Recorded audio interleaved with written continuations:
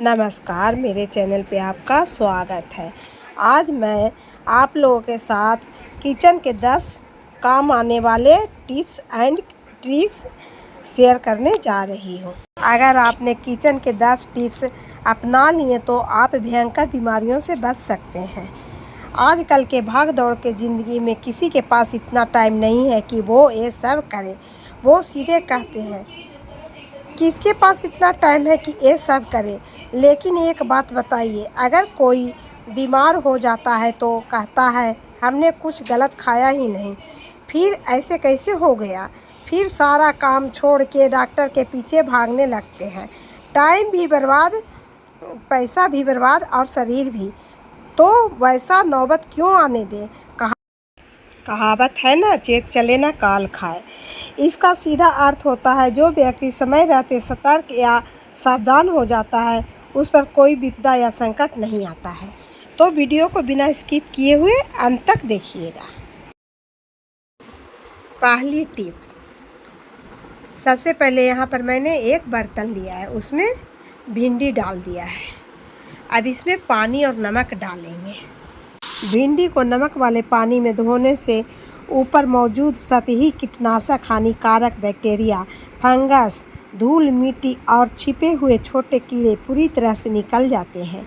वैज्ञानिक शोधों के अनुसार केवल सादे पानी की तुलना में नमक पानी सब्जियों की ऊपरी परत को साफ करता है और इसे 20 से 25 मिनट तक पानी में डालकर छोड़ दीजिएगा।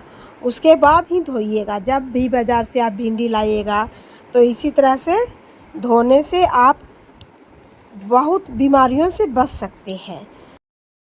जैसे कुछ कीटनाशक सीधे नसों पर वार करते हैं, जिससे पुराना सिर दर्द और भारीपन रहता है।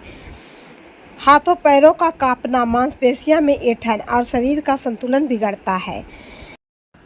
कीटनाशकों में मौजूद जहरीले रसायन लंबे समय तक शरीर में जाने पर कैंसर और गंभीर बीमारियों का कारण बन सकता है। जहरीले अवशेष खून में मिलकर किडनी और लीवर को नुकसान पहुंचा सकता है। तो जब भी बाज़ार से भिंडी लाइए तो इसी तरह से नमक पानी में धोकर ही इस्तेमाल कीजिए, तो आप भयंकर बीमारी से बच सकते हैं। और ये देखिए, ये 20 से 25 मिनट हो गया है। अब इसको 2 से 3 बार पानी से धो लेंगे। और ये देखिए, मैंने इसे 2 से 3 बार पानी से धो लिया है। तो आप जब भी भिंडी लाइएगा तो इसी तरह से धोकर इस्तेमाल कीजिएगा। अब चलते हैं दूसरा टिप की ओर। यहाँ पर मैंने गैस पे कुकर में दाल चढ़ाया है। आप चाहे पतीला में बनाइए या तसला में। जब भी दाल आप डालिएगा तो इसमें झाग होने लगेगा, तो आप इस तरह से झाग निकाल कर ही दाल बनाइएगा। कुछ लोगों का मानना है कि झाग में एंटी न्यूट्रिएंट्स होते हैं। ये पोषण तत्वों को शरीर में ठीक से मिलने नहीं देते। झाग में स्टार्च होता है, इसे हटाने से दाल कड़वी नहीं लगती है और इसका स्वाद अच्छा हो जाता है। जिन लोगों का पाचन कमज़ोर होता है उन्हें पेट में भारीपन या गैस की समस्या हो सकती है। इसीलिए जब भी दाल बनाइए इस तरह से झाग निकाल कर बनाइए। अब चलते हैं तीसरी टिप की ओर। राजमा और छोले को हमेशा भिगोकर, उबालकर और उसका पानी फेंककर बनाना ही सबसे सही तरीका होता है। राजमा और छोले में कुछ ऐसे तत्व होते हैं जिसे हमारा पेट पचा नहीं पाता। इन्हें भिगोने और उबालने से ये तत्व पानी में आ जाते हैं। पानी फेंक देने पर पेट में गैस नहीं बनता है। और जिनको पेट में गैस बनता है, पेट फूलता है, वो इस तरह से राजमा छोले को उबालकर पानी फेंककर बनाएंगे तो वो आसानी से पचा सकते हैं। अब चलते हैं चौथा टिप की ओर। यहाँ पर देखिए, ये मेरा जला हुआ तेल है। इसमें मैंने पूरी तला था, तो इसमें डायरेक्ट सब्जी नहीं छौंकेंगे। इसको पहले कटोरी में निकाल लेंगे। सरसों के तेल को बार बार गर्म करने से उसके पोषक तत्व खत्म हो जाते हैं। इससे तेल में जहरीले तत्व टॉक्सिन पैदा होते हैं। यह जहर हमारे शरीर के लिए बहुत हानिकारक होता है।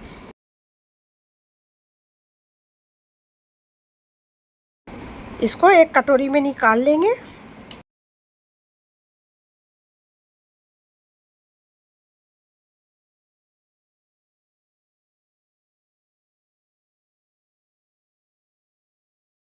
पुराने तेल में खराब कोलेस्ट्रॉल और ट्रांस फैट बढ़ जाते हैं और इससे दिल की नसें ब्लॉक हो सकती हैं। बार बार जला हुआ तेल पेट में बहुत ज़्यादा एसिड बनाता है। इससे सीने में जलन, कब्ज और पेट में अल्सर हो सकते हैं। इसलिए जब भी तेल सब्जी छौंकिएगा तो पहले थोड़ा सा तेल डाल दीजिएगा और फिर ऊपर से ये तेल इस्तेमाल कर लीजिएगा, तो ये तेल जलेगा नहीं और ये खराबी भी नहीं करेगा। अब बार बार तेल गर्म करने से इससे कैंसर का खतरा भी बढ़ जाता है। तो जब भी आप जला हुआ तेल इसी तरह से इस्तेमाल करिए, इससे कोई भी नुकसान नहीं होगा। अब चलते हैं 5वां टिप्स की।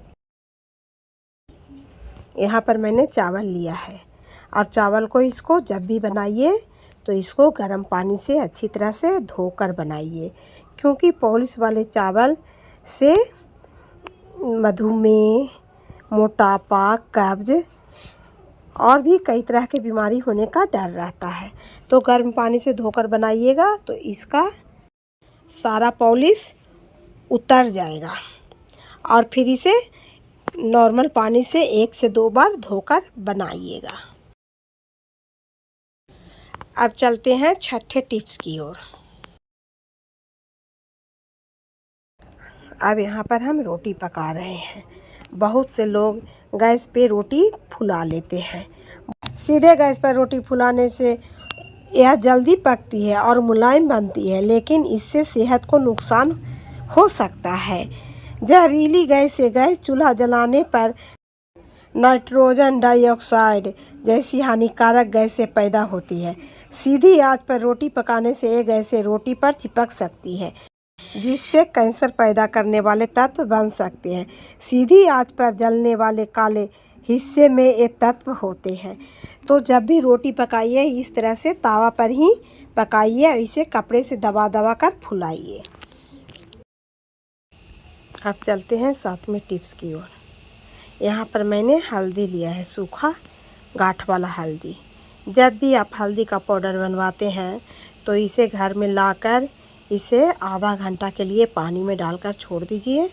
फिर इसे रगड़ रगड़ के धोकर धूप में सुखाकर ही पिसाइए, नहीं तो इस पे जमे हुए धूल, मिट्टी और केमिकल्स भी साथ में पिस जाएंगे। बाज़ार से खड़ी हल्दी लाकर उसे बिना धोए, बिना सुखाए पीसने से पेट के संक्रमण, उल्टी, दस्त और फंगस इन्फेक्शन जैसे कई बीमारी हो सकते हैं। हल्दी ज़मीन के नीचे उगती है, इसलिए उस पर ढेर सारी मिट्टी, बैक्टीरिया और केमिकल लगे होते हैं। इसलिए जब भी बाज़ार से हल्दी लाएं तो इस तरह से पानी में डालकर आधा घंटा इसे फूलने के लिए छोड़ दें।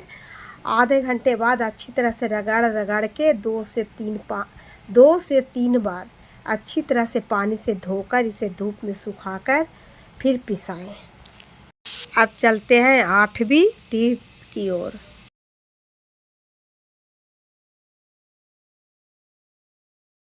यहाँ पर मैंने अदरक लिया है। अदरक, तेजाब से धुली हुई अदरक खाने से पेट में जलन, एसिडिटी और पेट दर्द की समस्या होती है। लंबे समय तक इसके सेवन से पाचन तंत्र खराब हो सकता है और लीवर व किडनी को भी नुकसान पहुंचाता है। तो जब भी आप बाज़ार से अदरक लाएं तो थोड़ा सा डार्क कलर रहे, उस पर मिट्टी भी लगा रहे, और नहीं तो फिर इसे आप पानी में डालकर 10 मिनट के लिए छोड़ दीजिए और फिर इसे छीलकर इस्तेमाल कीजिए, तो भी बीमारी से बच सकते हैं। अब चलते हैं 9th टिप की ओर।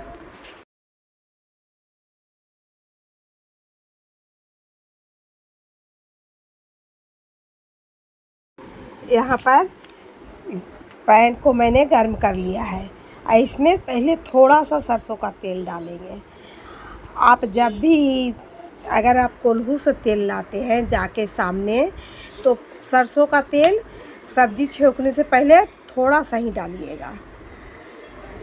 थोड़ा सा तेल डालने से, ज़्यादा तेल डाल के अगर उसे जला दीजिएगा तो उसका सारा पोषक तत्व नष्ट हो जाएगा। अत्यधिक गर्म करने या तेल के जलने से उसमें मौजूद विटामिन ई लगभग 99% तक नष्ट हो जाता है। यह एक मुख्य एंटीऑक्सीडेंट है जो शरीर की कोशिकाओं की रक्षा करता है।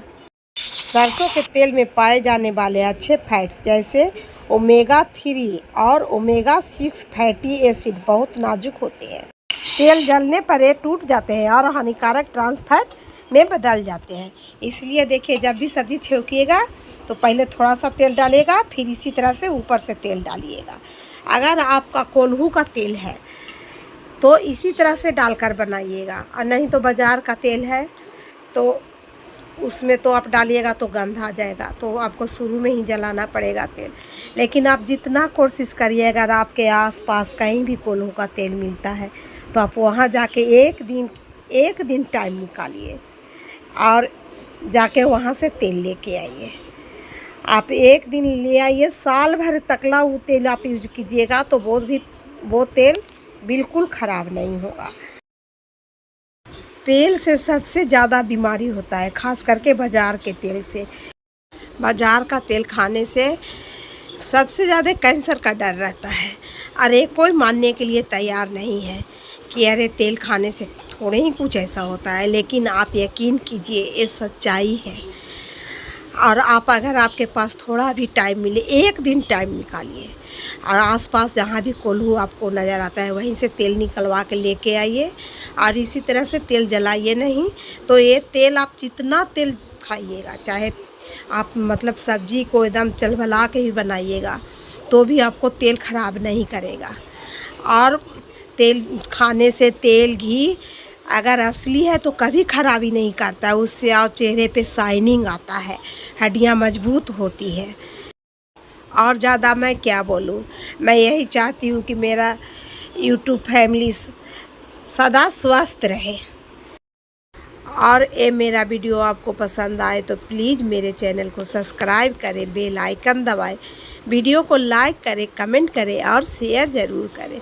फेसबुक से देख रहे हैं तो चैनल को फॉलो करें, वीडियो को लाइक करें, कमेंट करें और शेयर ज़रूर करें। फिर मिलते हैं अगली वीडियो में एक नई रेसिपी के साथ। तब तक के लिए बाय बाय, टेक केयर।